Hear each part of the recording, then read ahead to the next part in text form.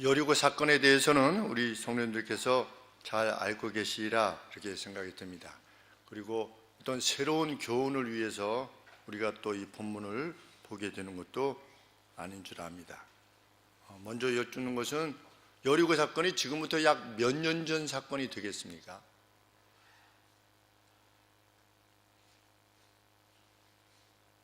우리는 여리고 사건에 대해서 잘 알고 있는데 약 몇 년 전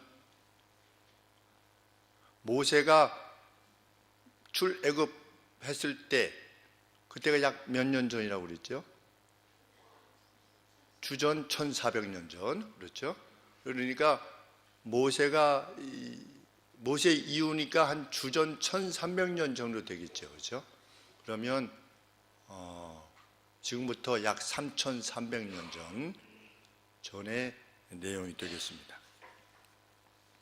여리고 사건에 대해서 설명을 하라고 누군가 이렇게 부탁을 하시면 뭐라고 설명을 하시겠습니까? 여리고 사건에 있어서의 그 내용을 설명해 달라고 그게 뭐냐 이렇게 요청을 하면 누군가 이전에 한 10년 전인가 15년 전에 그런 우스운 이야기가 있었습니다. 여리고성을 무너뜨렸다는데 그러니까 우리 애가 안 무너뜨렸어요 뭐 이런 식으로 얘기했다고 하는 그런 우스운 얘기가 있었는데 실상은 잘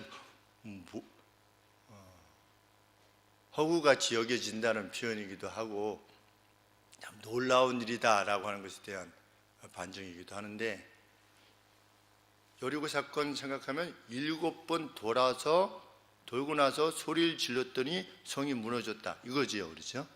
네. 그러면 7번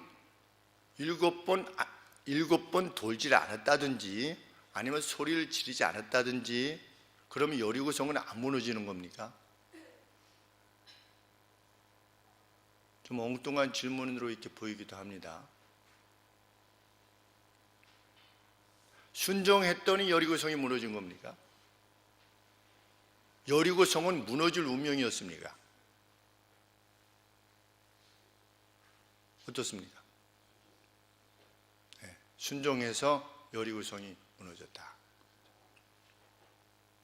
이스라엘 백성이 야곱의 가족 70명이 애굽에 들어갔는데 애굽에 들어갔던 그 야곱의 가족 70명이 큰 민족을 이루어서 가나안 땅에 들어가게 되는 것은 그것은 이미 결정된 겁니까? 아니면 이스라엘의 순종에 따라서 달라질 수도 있는 겁니까? 결정된 거죠, 그렇죠? 왜 그게 결정된 것입니까? 하나님께서 아브라함에게 약속을 하셨기 때문입니다.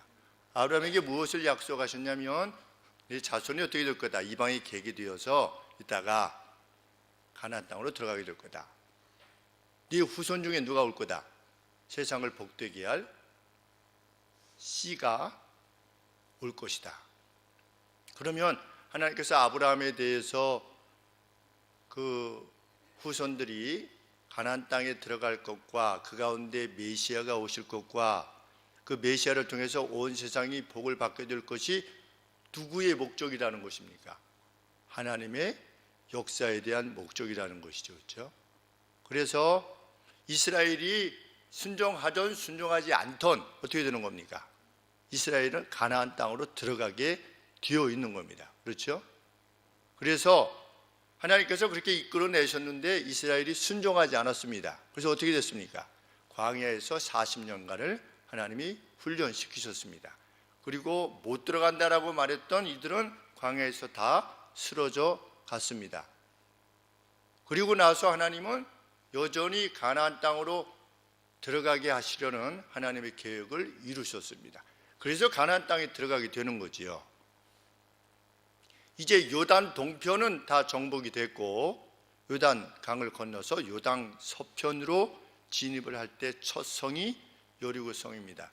그러면 여리고성은 어떻게 돼야 되는 겁니까? 정복이 돼야 되는 겁니다. 그렇죠? 이스라엘이 순종을 하든 하지 않든 7번 돌던 8번 돌던 여리고성은 하나님에 의해서 정복되어야만 되는 것이지요. 하나님께서 여리고성을 무너뜨리시고 그들이 정복되게 하신 1차적인 목적은 무엇입니까? 그들의 죄악을 갚으시기 위함이었습니다. 우리 창세기에 보면 창세기 15장 6절 한번 보시면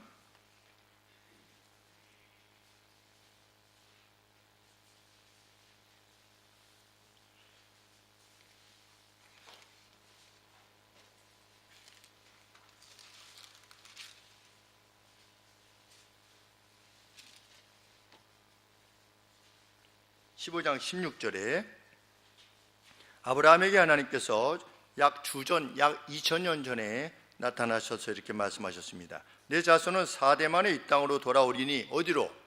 가나안 땅으로. 이는 아모리 족속의 죄악이 아직 관영치 아니함이니라 하시더니, 그러니까 아모리 족속은 지금 가나안 땅에 거하고 있었던 족속들을 총체적으로 일컬을 때 우리 아모리 족속이라, 아모리 족속이 따로 있었지만 총체적으로 하나로 말했을 때 마치 구약 선지자 전체를 이사야 선지자라 이렇게 언급하는 것처럼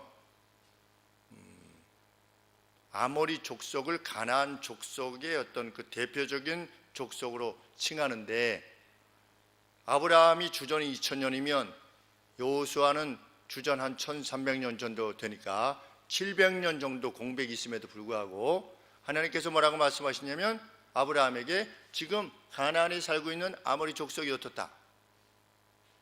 아직 죄악이 관영치 아니하기 때문에 너희가 지금 들어갈 수는 없다는 겁니다. 아무리 하나님의 백성이라 할지라도 지금 선하고 아름답게 이렇게 살아가고 있는 어떤 족속이 야, 우리가 들어가야 되니까 니네들 나가. 팔레스타인 니네들이 살고 있는데 이게 원래 우리가 준 땅이야 이러면서 지금 이스라엘 백성들이 팔레스타인 사람들을 요단 동편으로 몰아내고 그 거주해서 살고 있지 않습니까? 근데 하나님께서 그렇게 하시지 않으신 겁니다. 아직 아모리 족속의 죄악이 관영치 아니할 때는 하나님의 계획이 있다 할지라도 그것을 유보하시는 거지요. 그런데 이 가나안 땅에 들어갈 때 여호수아가 백성들을 이끌고 들어갈 때는 그 아모리 족속의 죄악이 관영했던 겁니다. 어린 사람들을, 어린 아이들을 자신들의 신에게 태워 죽이는, 그래서 분향하는 그러한 정도로 악했던 땅이었던 것이지요. 하나님께서 1차적으로 이루고자 하시는 목적은 무엇입니까? 그 땅의 죄악을 징벌하시는 것이었습니다. 두 번째로는 원래 아브라함에게 주신 약속 그대로 그 땅에서 메시아가 오시도록 하기 위하여서 이스라엘 백성들을 가나안에 진입시키시는 것이지요. 이것은 하나님께서 이미 결정하신 것입니다. 그런 차원에서 보면 여리고성을 물론 이스라엘 백성들이 순종했지요. 그렇죠? 7번 돌라 했을 때, 맨 마지막 날 7번 돌라 했을 때 순종했지만 순종했기 때문에 이 성이 무너졌다. 이것이 더 강조될 수 없다는 겁니다. 만약에 그들이 순종하지 않고 뭐 떠들었다든지 뭐 8바퀴를 돌았다든지 그러면 무너뜨렸을까요? 아닐까요? 아니시겠죠, 그죠? 네. 그러면 언제 무너뜨리셨을까요? 하나님께서 7번 돌라고 한 명령을 순종했을 때 무너뜨리시겠죠, 그죠? 그러나 우리가 강조해야 되는 바는 순종했기 때문에 무너졌다. 그러니 순종하면 무엇이 이루어진다. 이렇게 말하기는 어렵다는 것입니다. 우리가 더 크게 보여야 되는 것은 하나님께서 이미 결정하신 바를 따라서 역사는 이루어져 가는데 그 누구라도 하나님께서 이루신 결정들을 쫓아가면 그에게 복된 은총이 수여된다는 겁니다. 하나님께서 먼저 가시는 길을 뒤쫓아가면, 그 순종의 길로 가면 하나님께서 이루시는 바에 부합하여 행동하면 그는 복을 받을 수밖에 없다는 것입니다. 그것이 여호와의 길이기 때문에. 그런데 가령 예를 들어서 7번 돌아서 이 성이 무너졌기 때문에 교회에서 어떤 땅을 사가지고 거기 가서 이 땅 받기 하면 곤란하다는 겁니다. 그렇죠? 자, 우리 성도님들 가셔서 그 우리 교회 부지 샀는데 이번에 교회 건축이 잘 될 수 있도록 그 가서 한번 이렇게 돕시다. 이렇게 이런 식으로 만약에 이 여호수아서의 이 내용을 이해하고자 한다면 정말 어리석은 가르침일 수 있다는 것이죠.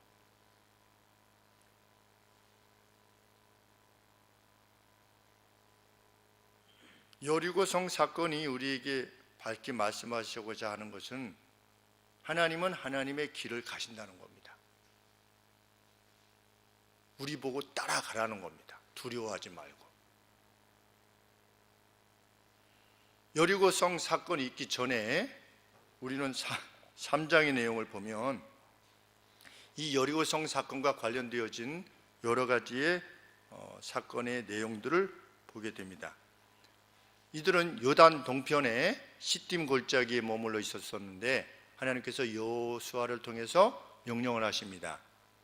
너희 제사장들이 하나님의 언약궤를 메고 가는 것을 보거든 너희들은 어떻게 해라? 너희는 그의 뒤를 따르라. 이런 명령을 받습니다.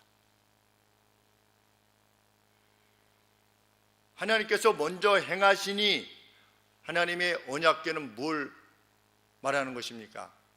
하나님의 행하심을 말하는 것이고 하나님의 현존을 표현하는 것이죠. 하나님의 언약궤라고 하는 것은 하나님의 언약궤를 메고 제사장이 가는 것을 보거든 너희는 어떻게 해라? 너희는 그 뒤를 따르라. 뭐 순종이냐 아니냐 이것이 아니라 하나님이 가시는 길을 너희가 가면 뭐가 열리게 되는 것입니까? 요단강이 열리게 되는 것입니다. 아직 한 번도 가보지 못한 길임에도 불구하고 하나님께서 먼저 가시는 길을 가면 그에 따른 복과 은총이 주어지는 것이지요.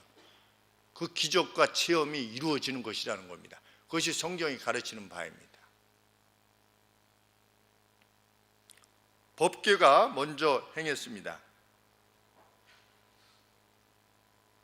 법궤가 이렇게 먼저 가는데 여호수아가 무슨 명령을 내렸냐면 그 법궤와 너희들 사이에 어떻게 해라? 거리를 두라. 2000규빗 거리를 두라. 그런데 2000규빗이 몇 메다 정도 될까요? 법궤가 먼저 이렇게 메고 가면 제사장들이 이 거리를 두고 이스라엘 백성이 따라오게 했는데 그 거리가 얼마 정도나 될까요? 900m입니다. 얼마나 먼 거리인지 알 수 없어요. 2000규빗. 그러면서 왜 그렇게 멀리 떨어질 수밖에 없었냐고 이렇게 표현하고 있냐면 성경에 너희들이 아직도 한 번도 가보지 못한 길이기 때문이다. 전에 걸어본 적이 없는 길이기 때문이다. 이런 표현을 합니다. 그러니까 이스라엘 백성들이 요단을 향해서 어떤 길로 가야지 이제 되는가 하는데 우리가 적어도 200만 명이라고 그러죠. 그렇죠? 200만 명인데 법궤에 너무 가까이 있으면 어떻게 되겠습니까? 백성들이 막 법궤를 둘러싸가지고 만약에 간다면 이게 어디로 가야 되는지 모르는 거예요. 그렇죠? 그렇기 때문에 먼저 법궤가 행하는데 이번에 가보니까 그 요단강 좌우로는 넓은 광야입니다. 아주 10여 킬로 정도가 이렇게 10여 킬로 정도, 한 20킬로가 양쪽으로 다 보이는. 그렇죠? 그래서 멀리서 봐도 그 저편이 요단강 저편이 다 보이는 겁니다. 그러니 법궤가 1킬로 정도 전에 먼저 출발해서 이렇게 가는 거죠. 그렇죠? 가면 온 뭐 한 200만 명 되는 그 넘는 이스라엘 백성들이 법궤가 어디로 가는가를 1km 정도 떨어졌으니까 뭐 다 보이거든요. 뻔히 보이니까 그 길을 따라 이렇게 갈 수 있도록 이렇게 하신 것입니다. 하나님께서. 그 광경이 얼마나 장엄했을까 하는 생각을 하게 됩니다.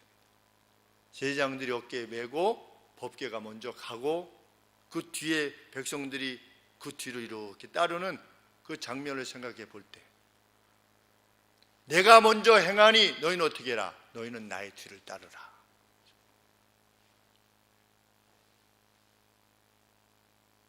따르지 않는 자는 어떻게 되는 겁니까? 못 가는 거지요. 우리 하늘 길은 그러합니다. 하나님 나라의 길은 가다가 뭐 법궤가 멈춰주고 이런 거는 없는 겁니다. 그렇죠? 그것을 불신해서 따라오지 못하는 자는 어떻게 되는 겁니까? 낙오되는 것이죠. 어디의 길에 있어서? 천성 길에 있어서. 그래서 예수님께서 뭐라고 말씀하셨습니까? 너희가 어느 마을에 들어가서 복음을 전해라. 어느 집에 거해라. 근데 거기서 그 사람들이 너의 전하는 복음을 듣지 아니하거든 어떻게 해라? 거기서 나와라. 그 마을에서 나오고 신발에 티끌을 떨어서 너희들이 더 이상 하나님 나라와 관계없다는 사실을 그들에게 드러내 주어라. 하나님이 역사의 목적을 가지고 행하며 나가시는데 끝없는 부름에도 불구하고 돌이키지 않는 자는 그 길에서 낙오될 것이다. 이것이 명백히 성경이 밝히는 말씀입니다. 교회도 마찬가지죠. 그렇죠? 그래서 신앙을 읍소하지 않는 것입니다. 우리가 그 누구라도 정말 목동에서 일로 오고 싶다. 어떤 어린아이가. 그럼 목동에 가서 또 데리고 오는 거지요. 왜? 하나님을 같이 섬기겠다고 하니까. 목동 가서 2년 동안 데리고 갔다고 하지 않았습니까? 주일날마다. 그렇죠? 우리 일산 소망교회 할 때 주일날 아침에 일찍 목동에 가가지고 그 어린아이 데리고 방화동에 들려서 또 예배 드리고 싶다고 하는 우리 아동부들 몇 명 데리고 와서 예배 드리고 그 다음에 어른 예배 마치면 식사하고 나서 바로 또 방화동 데려다 주고 목동 데려다 주고 그걸 2년 동안 했지요. 왜? 그것이 예수님이 그렇게 해서 그렇게 하신 바니까. 왜? 그들은 혼자 올 수 없으니까. 어린아이들이라서. 그렇지만 복음에 대한 진정성을 가지고 그들이 뜨겁게 교회를 사랑하기 때문에 그렇게 행한 것입니다. 그러나 그 누가 됐어 라고 하면 읍소하지 않는 것입니다. 그것이 복음의 길입니다. 여호와의 법궤는 떠나는 겁니다. 따를 것이냐 말 것이냐는 본인들이 결정하시는 거지요. 근데 이스라엘 백성들은 광야 40년 동안 훈련 받았죠. 매일같이 내리는 만나, 메추라기, 그리고 광야 40년 동안에 하나님이 하나님의 말씀을 따라서 사는 것이 진짜 사는 것이구나 라고 하는 것을 인식했기에 1세들은 다 죽었지만 2세들이 가나안 땅에 진입하고자 할 때에 하나님의 말씀에 순종할 수 있었던 것입니다. 하나님께서는 약속 그대로 언약궤를 맨 제사장들이 요단강에 발을 디뎠을 때 어떻게 하셨다? 흘러내리던 물이 멀리서부터 멈추게 하셨다. 기적이지요.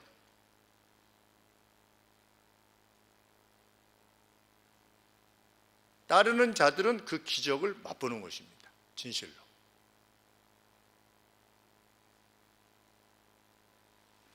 우리는 그 따르는 이들에 늘 속하여 있기를 원하는 것입니다.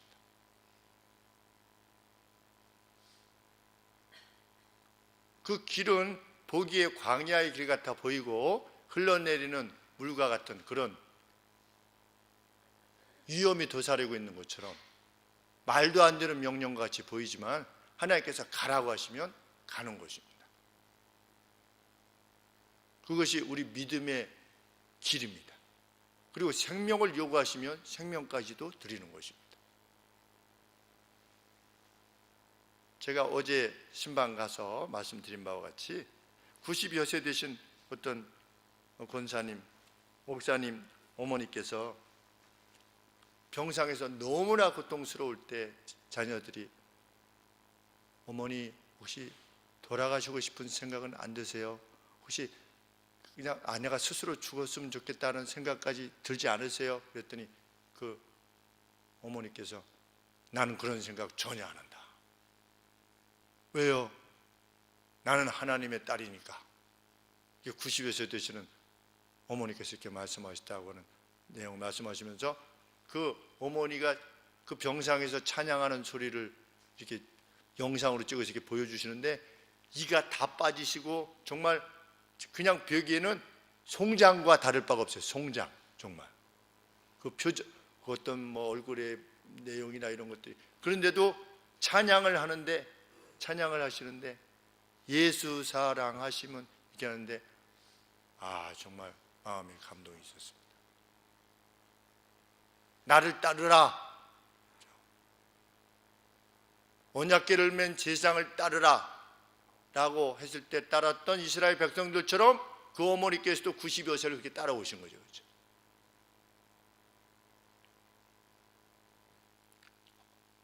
제 모교회 화성교회가 이번 주에 50주년 기념 예배를 드린다고 합니다. 설립 50주년. 67년에 설립했는데 제가 69년에 갔습니다. 초등학교 1학년 때 화성교회를 갔으니까 48년을 화성교회를 제가 지켜본 거죠. 화성교회 역사만큼이나 화성교회를 통해서 주신 하나님 말씀대로 살았을 때 근 50년간을 하나님께서 인도하시는 길 그대로 갔을 때 그때 같이 걸었던 친구들뿐만 아니고 그것은 차치하더라도 저희 가정,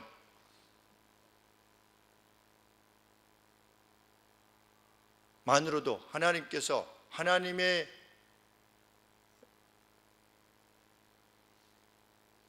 가시고 계시는 길에 동참하라고 하시는 그 길에 순종하는 것이 얼마나 복된 인생길을 열게 되는 것인가를 회고할 수 있었습니다. 어머니께서 나보고 그 동영상을 찍으면서 이렇게 50년 회고를 하라고 그러시는데 이거 어떡하냐 이러시면서 저보고 김 목사가 좀 써봐 이렇게. 그래서 제가 어떻게 써요? 어머니가 발표를 하셔야죠. 그랬더니 그래도 어떻게 해봐, 내가 어떻게 하겠어. 그래서 제가 짧게 이렇게 이제 회고를 하면서 이렇게 글을 쓰는데 정말 감사함이 넘쳤습니다. 믿음의 길이라고 하는 것 정말 복된 길이었구나. 다시금 돌이켜볼 때 48년 동안 마치 영혼의 요람과 같이 참 거기서 태어나서 영혼이 참 자라고 성장해 가고 그것을 누리게 하신 하나님의 은혜가 얼마나 큰 것인가. 그리고 거기서 어릴 때 배웠던, 어릴 적부터 배워왔던 그 내용들을 또 이제 장성해서 또 우리 동시대 성도님들과 함께 나눌 때 우리가 복된 교회를 이루어감이 또 얼마나, 이 또한 얼마나 감사한가 하는 생각을 해보게 된 것입니다. 하나님이 가시는 길을 따라가면 되는 것입니다. 우리는 이후 하나님께서 5장 2절 이하에 보시면 요단강을 건넜던 이스라엘 백성들에게 할례를 행하라 하십니다. 할례를 행하면 어떻게 되는 것입니까? 그거 무모한 일입니다. 그 앞에 뭐가 있는 겁니까? 여리고성이 있는 겁니다. 지금 적진 앞에서 뭘 해라? 할례를 행해라. 며칠 동안은 움직일 수가 없어요. 그런데도 불구하고 하나님 뭐라고 말씀하시는 겁니까?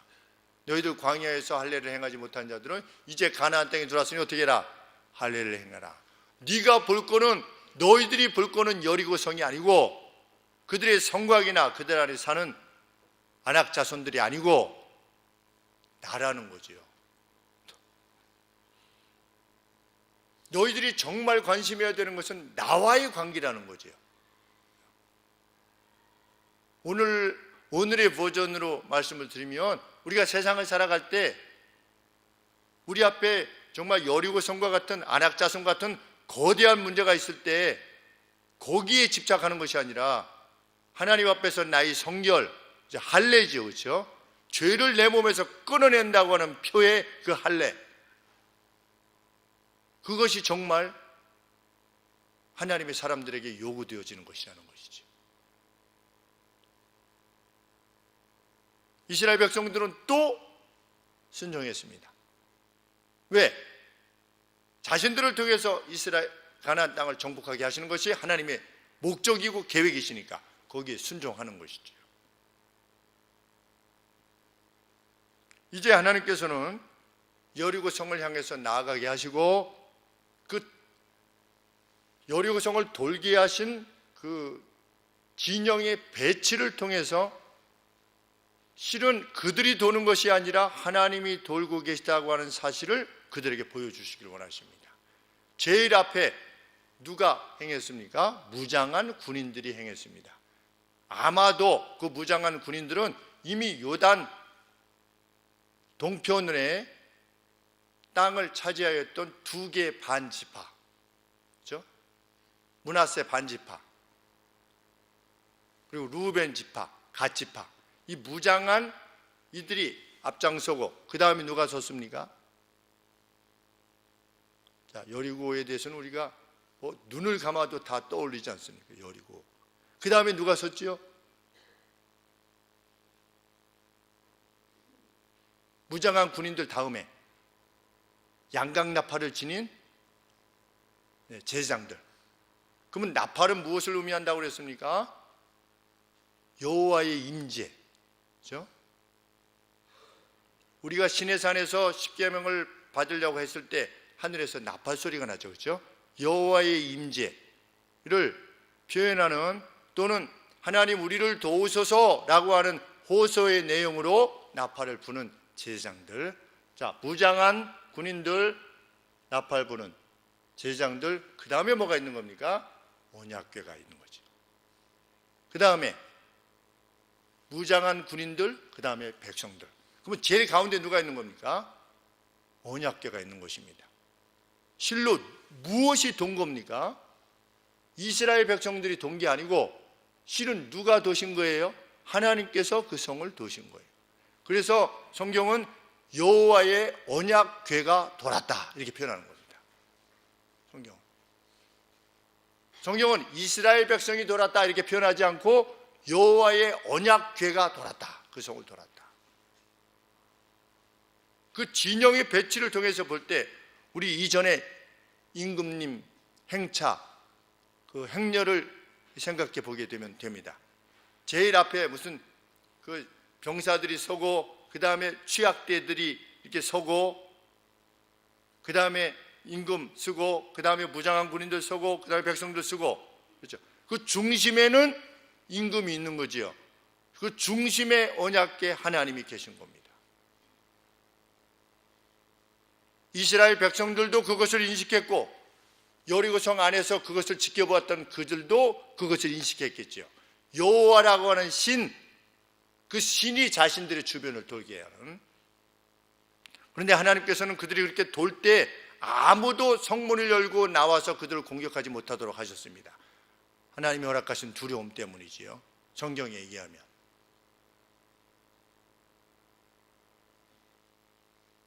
그리고 나서 그들이 제일 마지막 날 7번을 돈 후에 큰 소리를 뭐라고 질렀는지는 우리는 알 수 없습니다. 소리를 질렀을 때 하나님께서 그 성을 무너뜨리셨다. 제가 지난번 다녀와서 말씀드린 바와 같이 여리고 성은 성벽이 어떻게 되어 있다? 이중으로 되어 있다. 그렇죠? 외벽으로부터 안쪽으로 약 14m 떨어진, 14m면 그것도 꽤 되죠. 그 안에 내벽이 있는 이중적인 성벽인데 지금 가보면 그 성벽이 어떻게 되어 있다? 외벽과 내벽 둘 다가 부분이 무너져 있다. 놀라운 일이 아닐 수 없죠. 3300년 전 일입니다. 3300년 전에 무너졌던 그 성, 무너진 그 모습이 지금도 남아있다는 거죠. 가이드의 말에 의하면.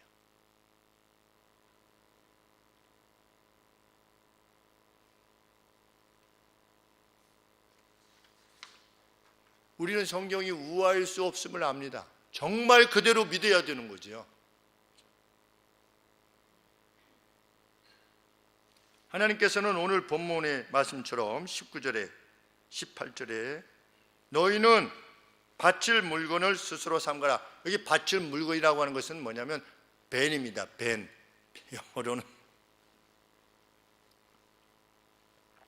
영어로는 금지된 물건을 말합니다. 그래서 사람이 취하지 못하도록 하신 것을 벤이라 이렇게 말합니다.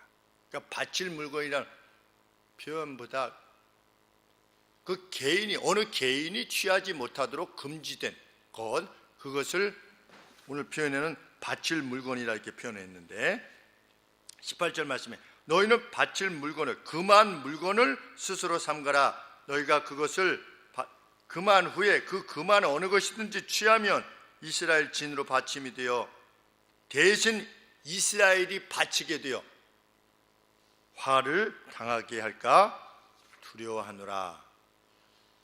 하나님께서는 금과 동철을, 그 여리고성 안에 있는 것들을 하나님 앞에 드리는 것을 제외하고는 나머지는 다 어떻게 하라? 불사르거나 파괴하라, 이렇게 명령하셨습니다. 이 전쟁이 이스라엘 자신들의 전쟁이 아니라 하나님 자신의 전쟁이라고 하는 사실을 드러내신 것입니다. 이 가나안 정복은 이스라엘이라는 민족이 들어가서 어떻게 수를 써서 정복하는 그런 전쟁이 아니고, 이 싸움의 주체가 누구다? 내 자신이라는 겁니다. 그래서 가나안 땅의 첫 열매인 여리고성, 첫 전과인 여리고성을 어떻게 하라? 나한테 전부 바쳐라. 그랬는데 누가 실패한 겁니까? 아간이 실패한 겁니다.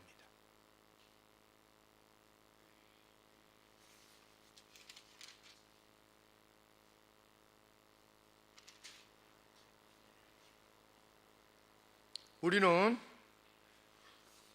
6장 26절 말씀에 있어서조차도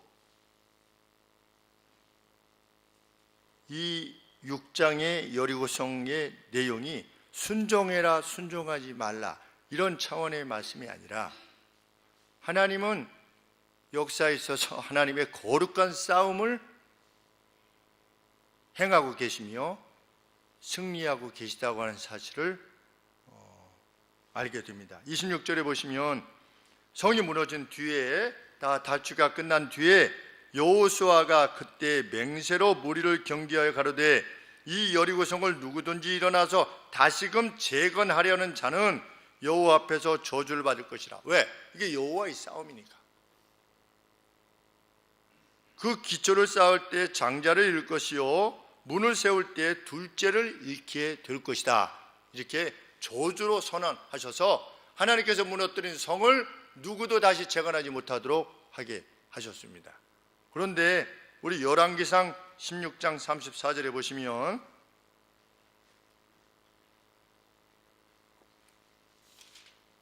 약 500년이 지난 아합 시대에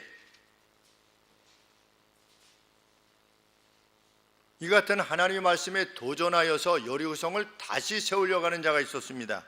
34절에, 열왕기상 16장 34절에 그 시대에 베델 사람 히엘이 여리고를 건축하였는데 저가 그 터를 쌓을 때 맏아들 아비람을 잃었고 그 문을 세울 때 말제 아들 수굽을 잃었으니 여호와께서 눈의 아들 여호수아로 하신 말씀같이 되었더라. 500년이 지났는데도 불구하고 하나님께서는 여리고를 눈여겨보고 계시는 거죠. 그렇죠? 무서운 말씀이 아닐 수 없습니다. 500년이 아니라 1000년, 뭐 1000년이 아니라 2000년이라도 하나님에게서는 1000년이 정말 하루 같고 하루가 1000년, 시간을 카운트하는 것이 의미가 없는 것입니다. 하나님의 역사 안에서는.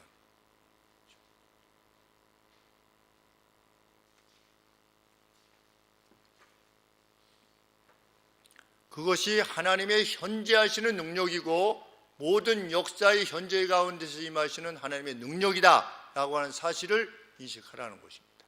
어느 한때에 3300년 전에 여리고성이 무너졌다 이렇게 이해할 것이 아니고,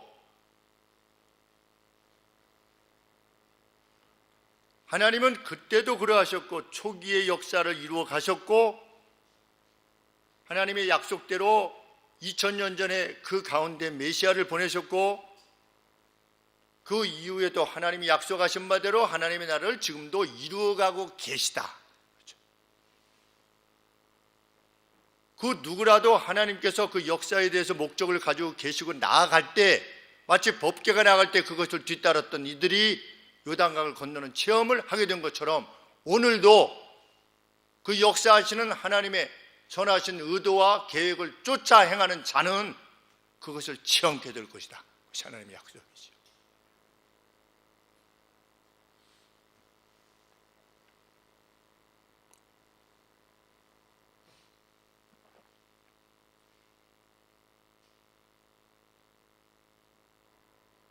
성경은 하나님께서 알파와 오메가라 이렇게 말씀하십니다. 처음과 마지막이다. 여리고를 포함한 모든 인류에 대해서 목적을 가지고 계시다는 것이죠. 그래서 우리는 지금 하나님이 이루어 가시는 역사의 한 정점을 지금 살아내고 있는 것입니다.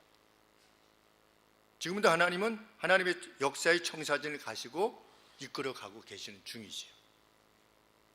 그러면 오늘날 법계라는 것은 무엇이라 말할 수 있겠습니까? 이 말씀이겠죠, 그렇죠? 하나님께서 우리를 위하여서 주신 이 말씀이라 할 것입니다. 우리가 눈에 보이는 그 어떤 형편에 관계없이 따르라 했을 때 따르는 자, 요단강에 물을 내디디라 했을 때 내딛는 자, 돌라고 했을 때 도는 자는 하나님께서 물을 여실 것이고 무너뜨리시게 하시는 그것을 보게 될 것입니다. 같이 보게 될 것입니다. 이 세대들은 아무도 그 맛을 못 봤습니다. 광야에서 다 쓰러졌기 때문에. 하나님의 약속과 계획을 믿지 않는 이들은 결코 보지 못하는 거죠. 동시대를 살면서도 오늘 동시대를 우리는 삽니다. 믿음의 사람들이라고 하는 우리가 동시대를 삽니다. 동시대를 살아도 하나님의 능력을 체험하는 이들이 있고 그 은택을 누리는 이들이 있고 그렇지 못하는 이들이 있습니다. 하나님은 우리 앞서 가십니다. 그리고 그 계획이 어떤 것인가에 대해서 성경을 통해서 이미 다 말씀해 주셨습니다. 이 뜻대로 행하는 이들은 무모해 보여도 그렇죠? 이 뜻대로 행하기만 하는 것이 분명하다면 요단강이 갈라지는 것을 보게 될 겁니다. 어느 시대, 우리 시대, 내가 살아가는 내 시대. 그래서 그것을 경험하는 이들은 말할 수밖에 없는 것이지요. 외칠 수밖에 없게 되는 겁니다. 믿음이 없는 사람들은 하나님께서 나를 이렇게 내게 이것을 요단강에 건너는 것을 보게 하셨다라든지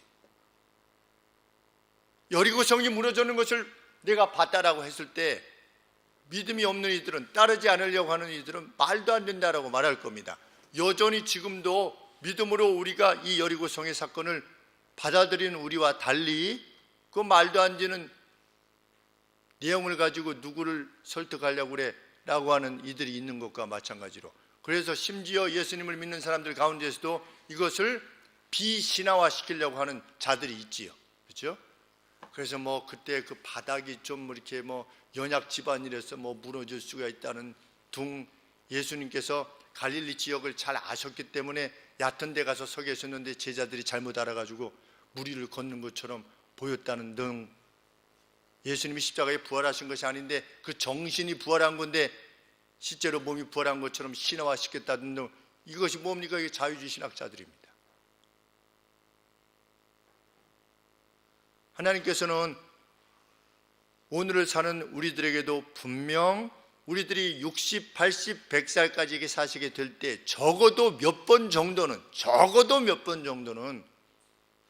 하나님의 놀라운 임재가 어떤 것인가를 보여주실 것입니다. 저는 믿음의 선진들에게 그 각각이 하나님께서 정말 자신의 생애 가운데 보여주셨던 그런 내용들에 대한 간증을 들어왔고 지금도 듣고 있습니다.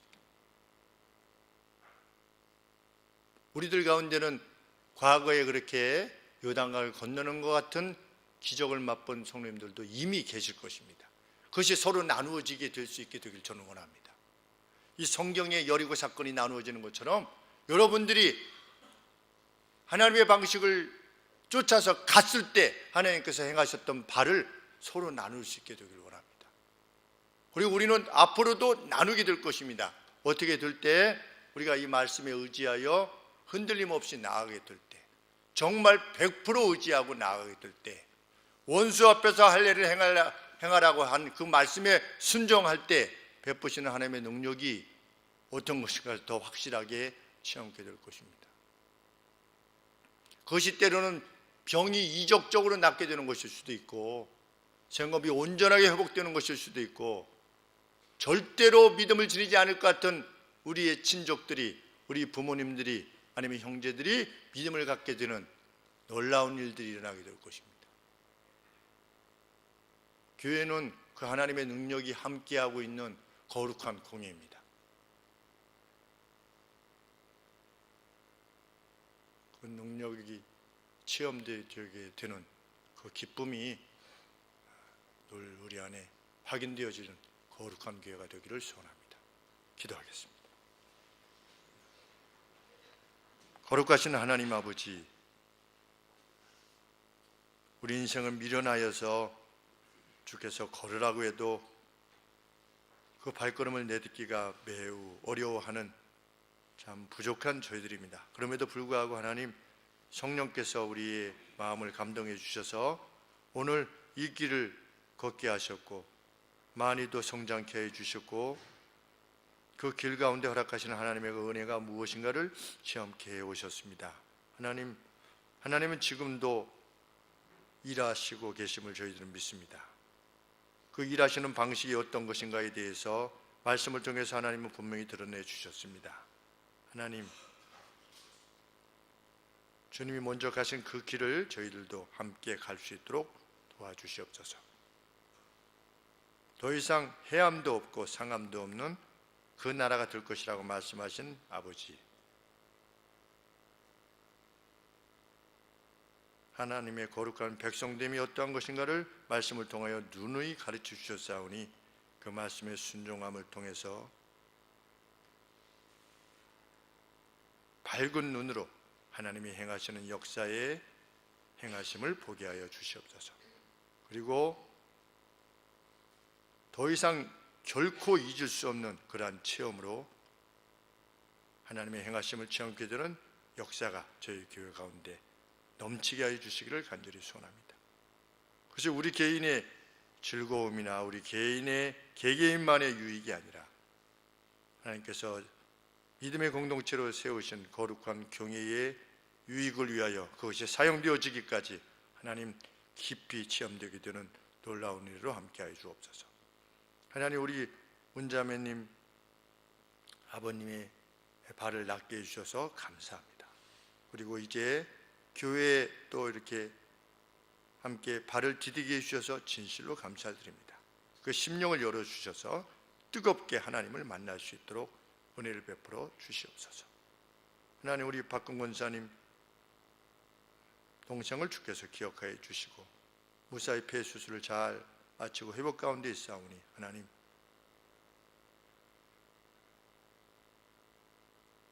그 남은 폐로도 건강하게 하나님을 깊이 섬기며 살아가실 수 있도록 하나님 특별한 은혜로 함께하여 주시고 딸의 기도에 응답하여 주시옵기를 간절히 소원합니다. 하나님,